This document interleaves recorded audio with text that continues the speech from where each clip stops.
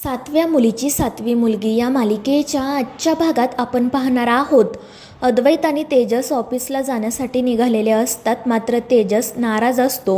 त्यामुळे अद्वैत त्याला नेमकं काय झालं आहे ते विचारतो आणि त्यावेळी तेजस सांगतो की अद्वैत, कधी कधी मला असं वाटतं की उगीच माझा जन्म झाला. आणि त्यावेळी अद्वैत त्याला विचारतो की नेमकं काय झालं आहे, तू असा विचार का करतोय. आणि त्यावेळी तेजस त्याला सांगतो की त्या राक्षसाच्या पोटी माझा जन्म झाला आहे, या गोष्टीचा मला खरंच खूप गिल्ट वाटत आहे. त्यावर अद्वैत त्याला समजावतो की तेजस जे घडायचं होतं ते घडून गेलं. आता तू या सगळ्या गोष्टींचा विचार करून स्वतःला त्रास नको करून घेऊ. पण तेजस म्हणत असतो की अद्वैत, हे सगळं बोलायला सोपं वाटतं, पण मला काय वाटते ते फक्त माझं मला माहिती आहे. आणि या सगळ्या गोष्टी मी कोणासोबत शेअरसुद्धा करू शकत नाही. आणि त्यांचं हे सगळं बोलणं सुरू असताना अचानक त्यांना गाडीच्या समोर रुपाली दिसते. त्यामुळे अद्वैत पटकन गाडी थांबवतो. रुपालीला बघून ते दोघेही खूपच घाबरलेले असतात. ही इथे काय करते असं त्यांना प्रश्न पडतो. त्यानंतर अद्वैत लगेच नेत्राला कॉल करण्यासाठी मोबाईल काढतो. पण तेजस म्हणत असतो की आपण नेत्राला नंतर कळवू, पण आधी ही नेमकी कुठे चालली आहे ते शोधू. आणि मग ते दोघेजण गाडीमधून खाली उतरतात आणि रुपालीचा पाठलाग सुरू करतात. रुपाली कंपास घेऊन दक्षिण दिशेकडे चालत निघालेली असते. तिला कशाचंही भान नसतं. तर अद्वैत आणि तेजस तिचा पाठलाग करत असतात. आणि रुपालीचा पाठलाग करत असताना ते शहरापासून थोड्या दूर अंतरावर जातात.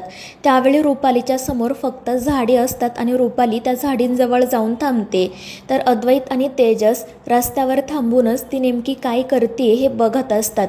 आणि मग त्यानंतर रुपाली कशाचाही विचार न करता सरळ त्या झुडपांमध्ये जाते. आणि ते बघून अद्वैत आणि तेजसला तर धक्काच बसतो. मात्र ती नेमकी कुठे जात आहे हे बघण्यासाठी ते दोघेजणसुद्धा त्या झुडपांमध्ये जातात आणि मग तिचाच पाठलाग करत राहतात. काही वेळानंतर रुपाली त्या झुडपांमधून बाहेर येते. अद्वैत आणि तेजसही तिच्या पाठोपाठ येतात. मात्र त्यावेळी त्यांना समोर रुपाली दिसत नाही. ती नेमकी कुठे गेली असेल असा त्यांना प्रश्न पडतो. आणि त्यावेळी अद्वैत तेजसला म्हणतो की तिच्या हातात कंपास होती आणि ती म्हणत होती ना की कोणीतरी मला दक्षिणेला बोलावतंय, म्हणजे ती नक्कीच दक्षिण दिशेकडे गेली असेल. आणि मग ते दोघेसुद्धा दक्षिणेकडे चालायला सुरुवात करतात. तर इकडे नेत्रा आणि इंद्राणी रुपालीच्या रूममध्ये जाऊन शोधाशोध करत असतात. त्या दोघी जणी सगळी रूम चेक करतात. मात्र त्यांना तिथे काहीच सापडत नाही. त्यात शेखर त्या ठिकाणी येत त्या दोघींना सांगतो की मी टेरेसवर सुद्धा बघितलं, मात्र रुपाली तिथेही नव्हती. तर नेत्रा आणि इंद्राणी म्हणत असतात की आम्हाला असं वाटलं होतं की अस्तिकासारखंच त्रेतायुगातून कोणीतरी तिची मदत करण्यासाठी आलं आहे. मात्र आम्ही सगळीकडे शोध घेतला, इथे आम्हाला तसा कोणताही पुरावा सापडला नाही. पण ते ऐकून शेखर तर खूपच घाबरतो. तो म्हणत असतो की असं होऊन चालणार नाही, कारण ती अस्तिका रुपालीसोबत आहे हे कळण्यासाठीच आपल्याला कितीतरी दिवस लागले. त्यात मी माझ्या आईला सुद्धा गमावलं. आता मी असं काही होऊ देणार नाही.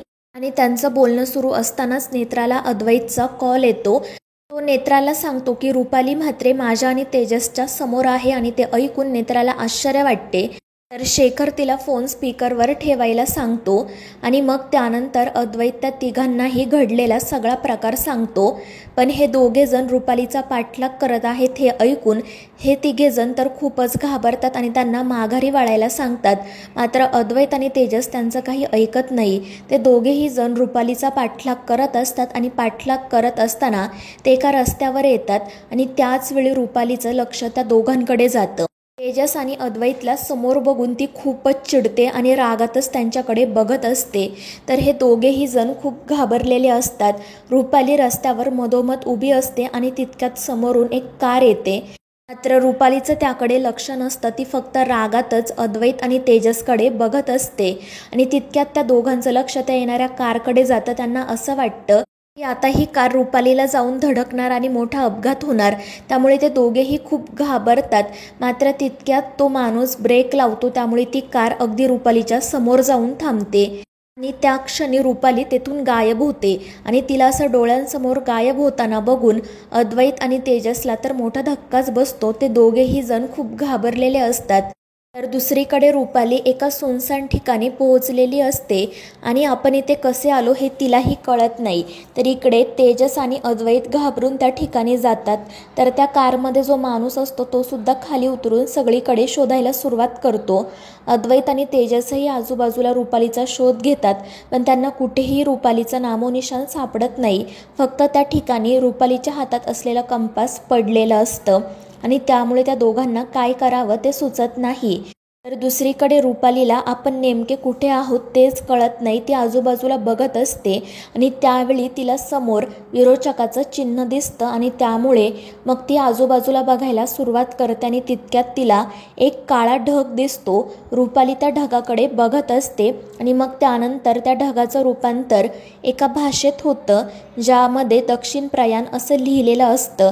इकडे नेत्रा, इंद्राणी, शेखर अद्वैतला काय झालं आहे ते विचारत असतात, पण समोरून अद्वैत काहीच बोलत नसतो. त्यामुळे हे खूप घाबरतात आणि मग त्यानंतर अद्वैत त्यांना सांगतो की रुपाली आमच्या समोर होती, मात्र ती अचानक गायब झाली. आणि ते ऐकून या तिघांनाही आश्चर्य वाटते. नेत्रा म्हणत असते की साहेब तुम्ही आता प्लीज घरी या, घरी आल्यानंतर आपण बोलूयात. मात्र अद्वैत आणि तेजस तिथेच रुपालीचा शोध घेत असतात, पण त्यांना रुपाली कुठेही सापडत नाही आणि मग ते नाईलाजाने घरी जायला तयार होतात. त्यामुळे सगळ्यांच्या जीवात जीव येतो. तर दुसरीकडे रुपाली त्या काळ्या ढगाच्या पाठोपाठ चालायला सुरुवात करते. तो काळा ढग रुपालीला दक्षिण दिशेकडे घेऊन जात असतो. रुपाली भान हरपून त्या ढगाच्या पाठीमागे जात असते. दुसरीकडे अद्वैत आणि तेजस जेव्हा घरी येतात तेव्हा ते सगळ्यांना घडलेला प्रकार सांगतात. मात्र त्यावर कोणाचाही सहजासहजी विश्वास बसत नाही आणि मग त्यानंतर तेजस नेत्राकडे ते कंपास देतो. शेखर सांगतो की हे माझंच कंपास आहे, पण रुपाली अशी अचानक कशी गायब झाली हाच त्यांना प्रश्न पडतो. आणि त्यावेळी तेजस मोठ्याने ओरडून म्हणतो की आम्ही काही खोटं बोलतोय का, आम्ही जे बघितलं तेच तुम्हाला सांगितलं. त्यामुळे सगळेच जण घाबरतात. तर दुसरीकडे तो काळा ढग रुपालीला एका नदीपर्यंत घेऊन येतो आणि मग त्यानंतर रुपालीला ती नदी पार करावी लागते. नदी पार करत असताना तिला खूप त्रास होतो. ती कित्येक वेळा पाण्यातही पडते. मात्र त्यानंतर ती कशीबशी ती नदी पार करते आणि मग त्यानंतर तिला समोर एक डोंगर दिसतो आणि मग ती त्या डोंगराकडे चालायला सुरुवात करते. दुसरीकडे सगळ्यांनाच रुपाली नेमकी कुठे गेली असेल, ती अचानक कशी काय गायब झाली असेल असे प्रश्न पडतात. आणि त्यावेळी इंद्राणी तेजस आणि अद्वैतला विचारत असते, तुम्ही रुपालीचा पाठलाग करत होता त्यावेळी तुम्हाला एकदा तरी असं वाटलं का की हे सगळं काही ती मुद्दाम करत आहे. आणि त्यावेळी ते दोघेही सांगतात की आम्हाला खरंच असं काही वाटलं नाही, कारण तिचं आमच्याकडे लक्षही गेलं नाही. भारावून गेल्यासारखी दक्षिण दिशेकडे चालत होती आणि मग त्यानंतर अचानक गायब झाली. आणि त्यावेळी केतकी घाबरून विचारते, म्हणजे तिच्याकडे इनव्हिजिबल होण्याची शक्ती आहे का. आणि त्यावर इंद्राणी म्हणते की आता विरोचकाकडे कोणती शक्ती आहे याबद्दल आपल्याला काहीच माहिती नाही. मात्र जर खरंच अशी शक्ती तिच्याकडे असेल तर आपल्याला सगळ्यांनाच मोठा धोका आहे. आणि मग ती सगळ्यांना सांगते की जेव्हा रुपाली घरी परत येईल तेव्हा तिचं स्वरूप कसं असेल हे आपल्याला कोणालाही माहीत नाही. त्यामुळे आता आपण सगळ्यांनी सावध राहायला हवं. नेत्राने तुम्हाला जे नियम सांगितले आहेत त्यांचं काटेकोरपणे पालन करा. आणि त्यावर सगळेजण हो म्हणतात. मात्र नेत्रा म्हणत असते की अस्तिकाच्या वधानंतर हे युद्ध एका निर्णायक वळणावर आलं आहे. धोका खूप वाढला आहे आणि म्हणूनच मी एक निर्णय घेतलाय.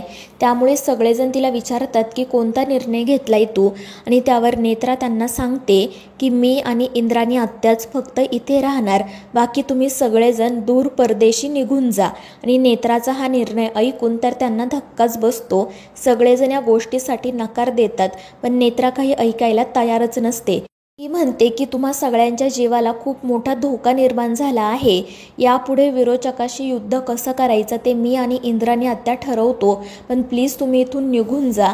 युद्ध संपल्यानंतर तुम्ही परत या. मात्र कोणीही तिचं काही ऐकत नाही. तन्मय म्हणत असतो की नेत्रा, जेव्हा मला हे घर सोडून जायचं होतं तेव्हा तू मला थांबवलं आणि आता तूच असं म्हणतेस का.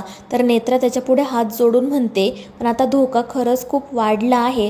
पण तो सुद्धा काही ऐकत नाही. केतकी म्हणत असते की अगं नेत्रा, जेव्हा हे घर पूर्णपणे उद्ध्वस्त झालं होतं तेव्हा तू या घराला सावरलं आणि आता आम्ही तुला सोडून जाऊ का. त्यावर नेत्रा त्यांना समजावण्याचा प्रयत्न करते की फक्त थोड्याच दिवसांची गोष्ट आहे, पण कोणीच ऐकत नाही.